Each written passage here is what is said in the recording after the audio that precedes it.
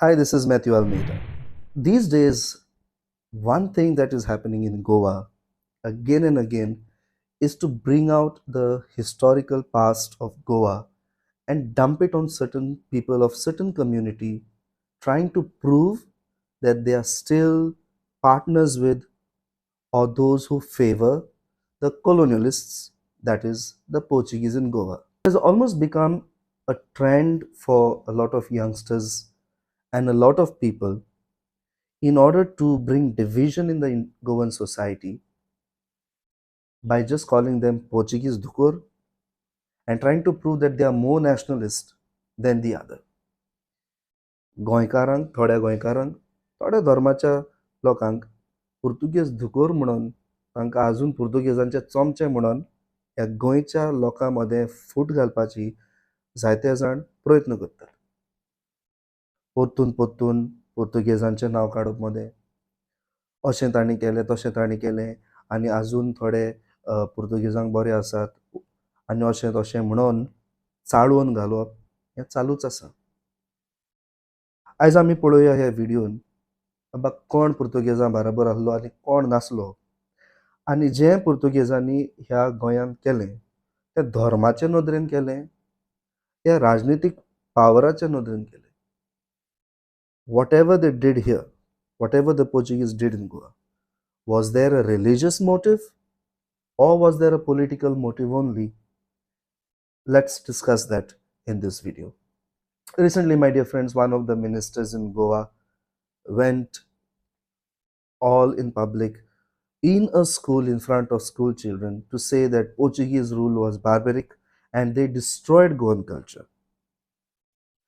He also said that the archives department is working to bring back certain Portuguese documents to prove and show certain things about the freedom struggle in Goa, and that there is a need to know about Shivaji Maharaj, Sambhaji, and the Peshwas and teach them to the children.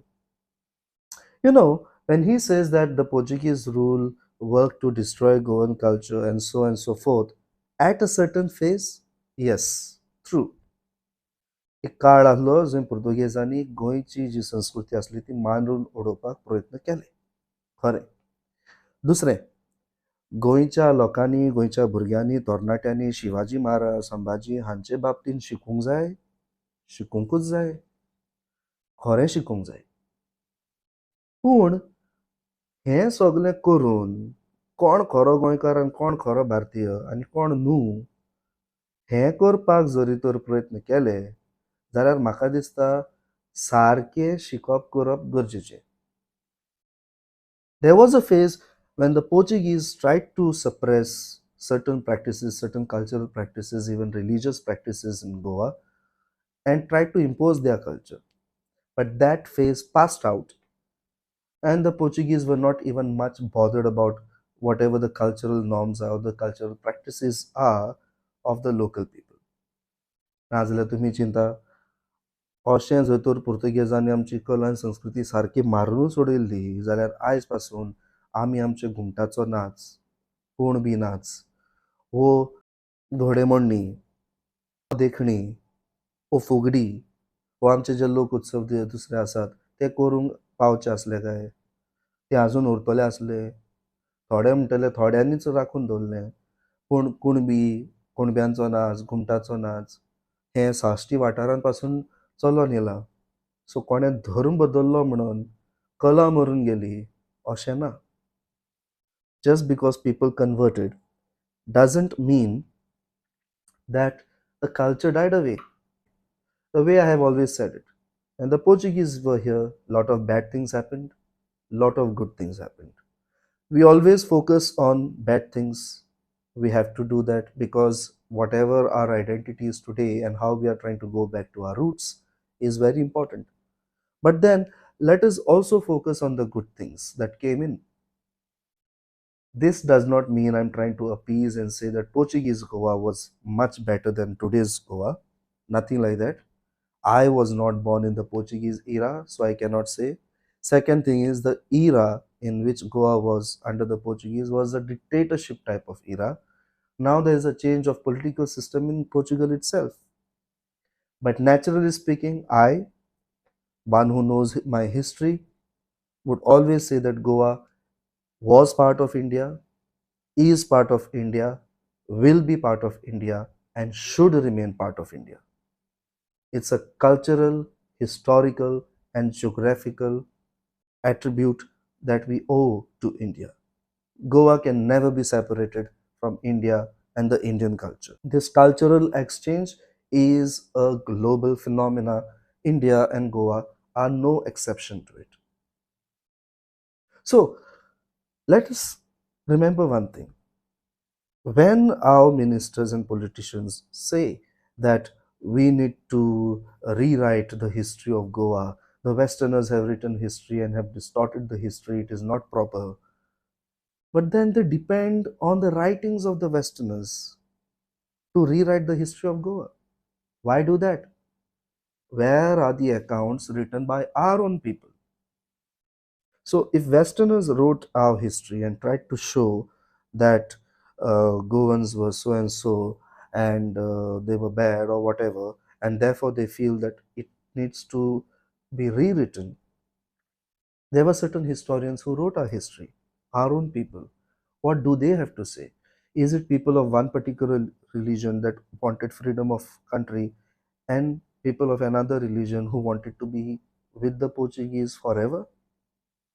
You know, Dr. Pisulekar is an Indian historian who wrote a book on Chhatrapati Shivaji Maharaj.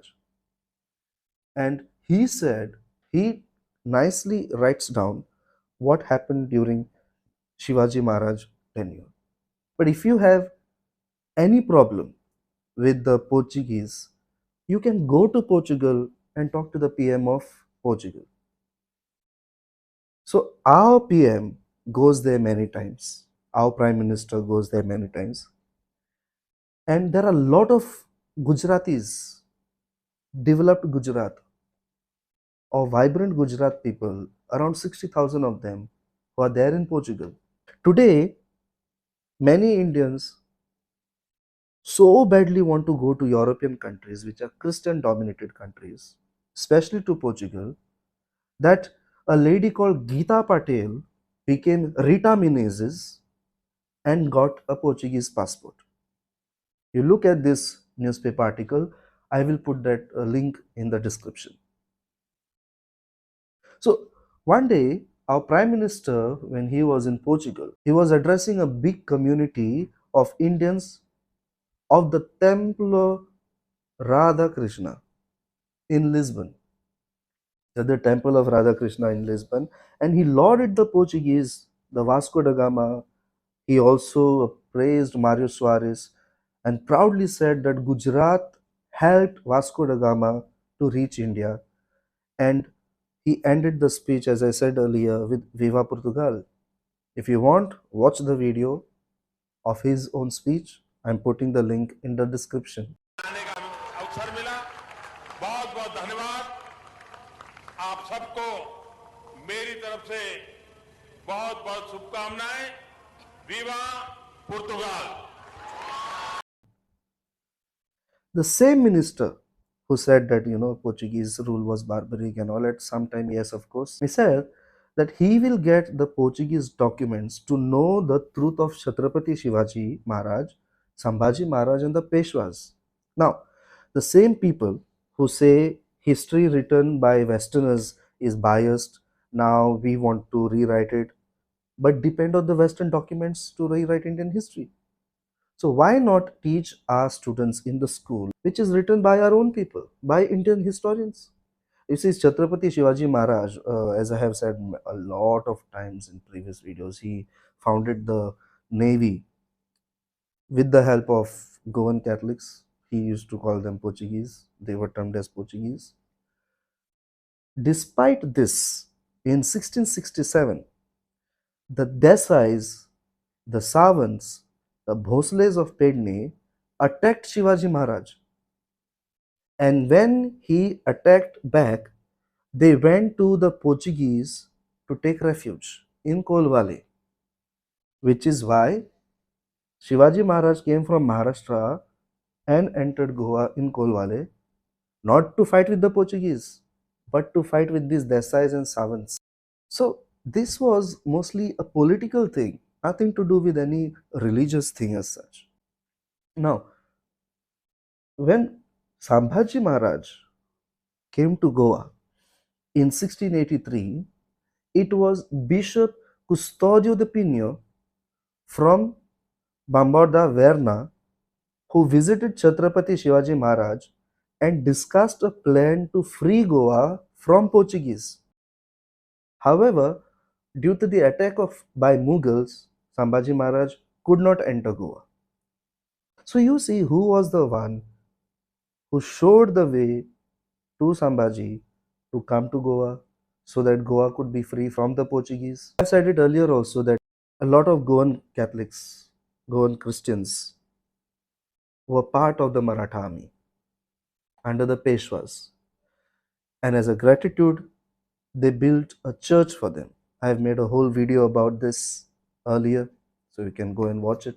Don't you think that our government should actually arrange tours to visit these places like this church in Pune and remind them of the history how Goa helped the Marathas, what relations we had with the Maratha kingdom? Let me remind my people a bit of history as to how the Portuguese entered Goa. A lot of times it is told to us that the Portuguese came, they conquered, they looted and destroyed and converted and this and that. But how did it all start? First thing is, the Portuguese did not come to Goa on their own, they were invited to Goa. So what had happened is, the Adil Shah was ruling in Goa. He was putting heavy taxes on Goan people. So Goan people approached Timoja Naik, who worked in the Vijayanagar court, and in order to defeat Adil Shah, and because they were not having enough power, they allied with the Portuguese. They invited the Portuguese to fight with them, and then to conquer or capture the city of Goa, that is the Ilyas or the Tiswadi. In 1510, Portuguese entered Goa, led by Afonso de Albuquerque on the invitation of Timoja Naik, and he was helped by Raja Krishna Devaraya of the Vijayanagar Empire. You can find this in a book written by Celsa Pinto.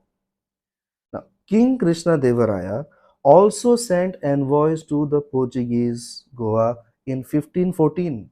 Why? You need to ask yourself. That is because he had kept good relations with them. In 1543, Portuguese conquered Bardez and Salsette from the Adil Shah brothers. From 1510 to 1763, Salsette, Bardez, Tiswadi was these three places were called Goa. Of course, Mormuga also will become part of it later. Now, if this rule was brutal, then why did the Sonde Rajas gifted the Ponda area and all to the Portuguese, and that too minded when the Inquisition was going on? Ponda, Sange, Kepe, Kanpon, these areas were gifted to the Portuguese in 1763. The last Sonde Rajas who is still alive confirmed it in one of his interviews. Coming to the Marathas. The Marathas under Khem Sawant III gifted the Pedne area, Dicholi area and Sakli area, also Sattari, to the Portuguese in 1788, again when the Inquisition was going on. And this was a part of a treaty to help them fight the king of Kolhapur. Now, which religion did the king of Kolhapur belong to? Go find out. Could Khem Sawant III and the king of Kolhapur not unite and fight against the Portuguese together? You'll find this in the book Savants of Badi by S.K. Mahimai. So, my dear friends, today A projection is being made, no, that people of one religion should stand against the people of other religion because they were with the Portuguese, we were not. These incidents we need to recall, ask ourselves why people of same religion, why kings and rulers of same religion couldn't unite and throw away the Portuguese, why it were Christians of Goa, of India, were the first to revolt against the Portuguese. It's very clear. All this, what we are looking at through the eyes of religion, never happened for the purpose of religion. Portuguese did not come to India or Goa with the motive of spreading religion. They came for business. And later they had political greed. That too, it was shown to them by our own rulers. Whatever they did here was all politically motivated and motivated by the trade that they controlled. Other kings who were around here, be it of any religion, same thing in their mind. They had political motives. So the rulers who ruled, the battles that were fought for political motives, let's not try to look at them through religious lenses. That way, we will be able to impart good historical narration to our youngsters and avoid communal disharmonies. That's all for today. Thank you.